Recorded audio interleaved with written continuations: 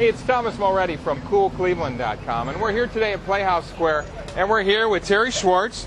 She's the interim director of the Kent State Urban Design Collaborative. Thanks for meeting with us today, Terry. Anytime. We're here in front of your new space. Yes.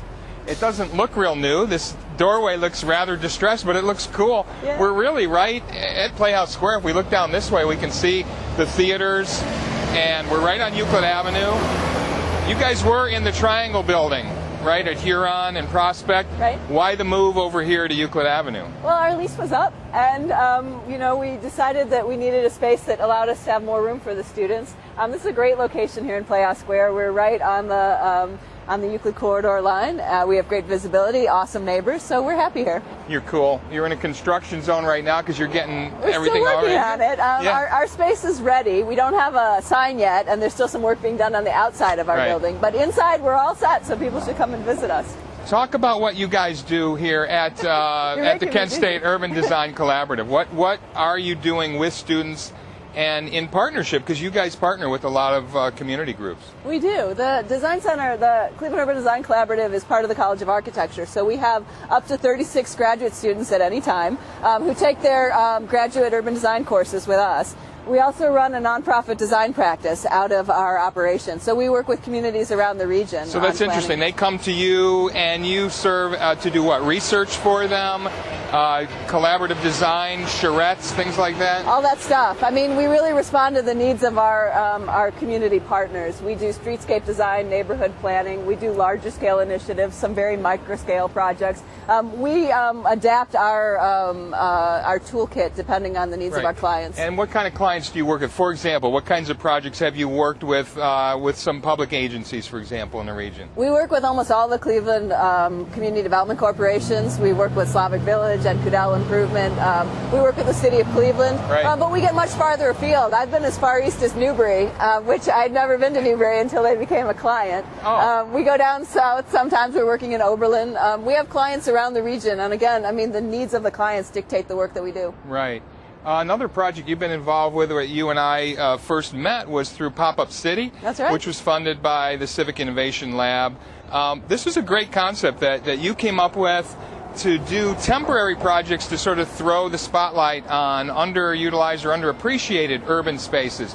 Talk about Pop-Up City and the stuff you've done over the past couple of years. Well, that came out of the work we were doing in the city of Cleveland, where we're seeing this growing inventory of vacant property. Pop-Up City is a way to activate vacancy, first and foremost. And so finding those spots that really have value but are often overlooked and invisible is what the temporary thing's about. And you've done some really cool things. You've done winter programs to kind of highlight the East Bank of the Flats on leap year a couple of years ago. Yeah, I forgot about You've done things in Tremont, the pedestrian bridge over 480. Talk about some of these cool projects you've done. Well, it's about finding spots and then thinking what that spot sort of needs. I mean, the project on Leap Night was really about a development objective. We knew that development was coming, so we wanted to remind people about why that spot was so good. Yeah. The Tremont Bridge was more about connectivity. You know, Tremont is one neighborhood, even though 490 runs down the middle of it. Yeah, it so does. The bridge was our moment, to kind of activate that particular spot. Right.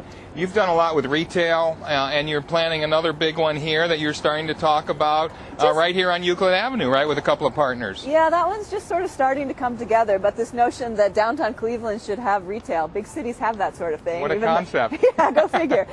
So we're looking at Euclid Avenue, looking at the vacant storefronts in our new neighborhood here and seeing if there are ways that we can bring retail back to downtown. And what kind of partners are you working with on this? We're working with Sean Bilovecki at Rath Arcane. And he's a clothing designer. He's awesome. And Danielle DeVoe from Room Service. She's a local merchant who understands retailing. Right. So you're talking about putting real retail, real clothing and traditional, if you will, retail right here on Euclid Avenue. But it will only be up for how long? A couple days? Yeah, just a few days. Yeah?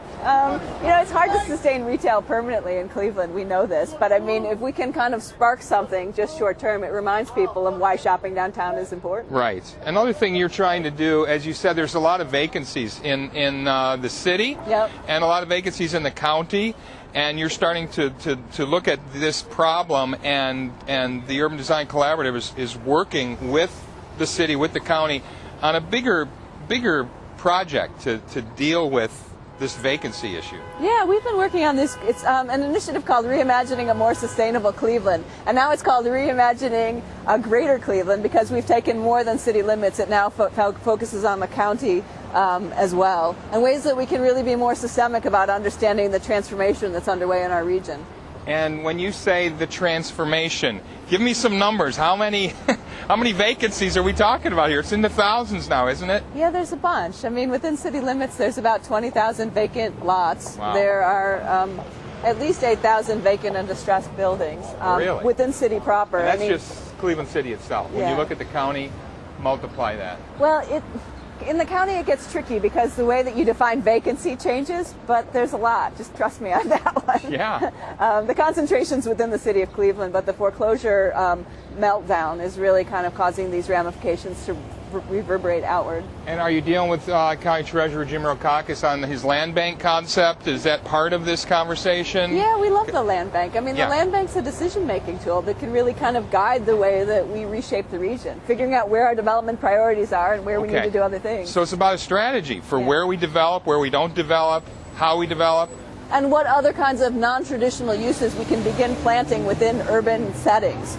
You know, I mean, if we had 1 million people, now we have not even half that number. Right. You know, we need to think about other ways to use urban land in ways that still feel urban, but maybe more transformational. And why do you feel now is the time for this? What are all the factors that are happening right now, 2010, that makes this the right time to do it? Now is always the time, Well, Thomas. sure. I But mean, you've what got other some time do we specific have? things going on, right? We've got Yeah, a well, new county government coming on We've got board. the new county government. We've got the county land bank as well as the city land bank up and running. You know, the sewer district is embarking on a green infrastructure study for the region. Right. I mean, this is the moment where we can make these forces align in a way that's going to change the city and the region. Wow, that is so Maybe. awesome what you're doing. Congratulations on your new space here. Thanks for taking time to keep us up to date. It's a full-time job just following you around, Terry. It's so great what you're doing. Well, if you'd hold still, it wouldn't be so hard. It would be easier, you're right. Thanks for taking time to talk. Anytime, Thanks, Terry. Thomas. Nice seeing you. Hey, it's Thomas Mulready from CoolCleveland.com. Have a great week in Cool Cleveland.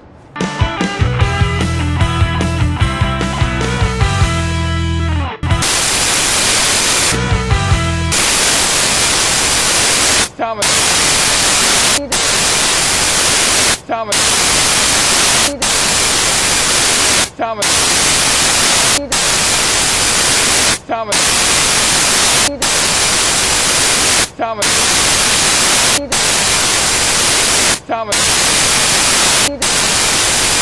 Thomas.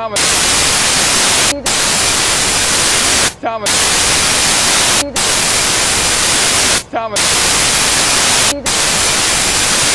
Thomas. Thomas. Thomas.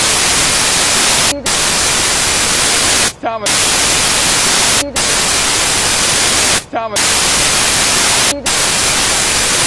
Thomas. Thomas.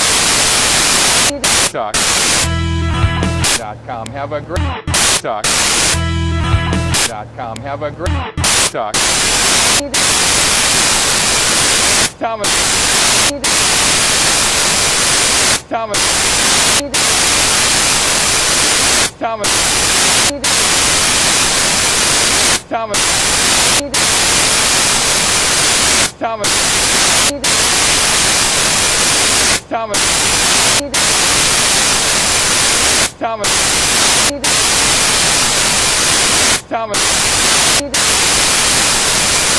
Thomas. Thomas. Thomas.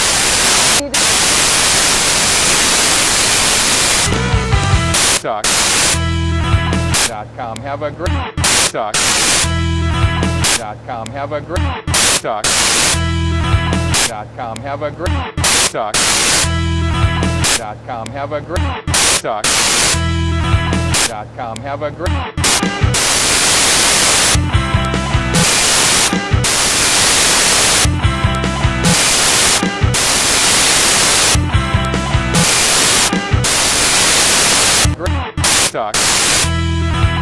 talk.com. Have a great talk.com.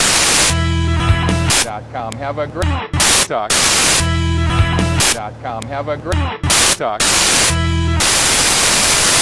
Thomas. Thomas.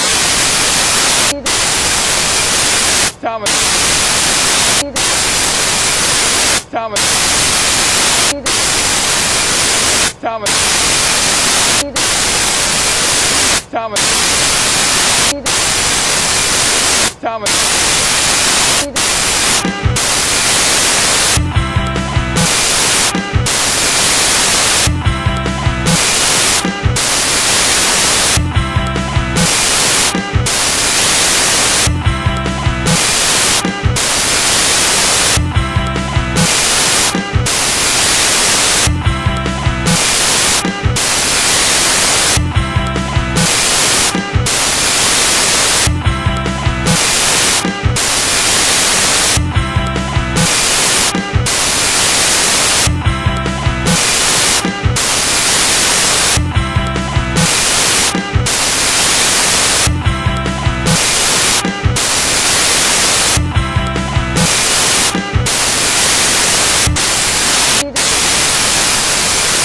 Thomas.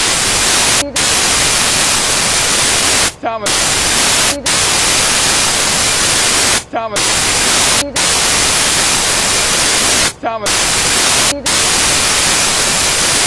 Thomas. Thomas. Thomas. Thomas. Stock.com. Have a great stock.com. Have a great stock.com. Have a great stock.com. Have a great stock.com. Have a great stock.com. Have a great stock.com. Have a great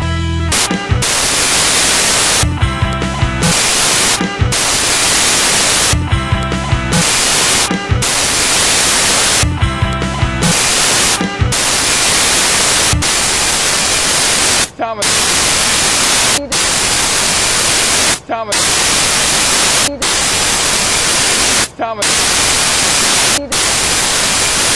Thomas. Thomas. Thomas.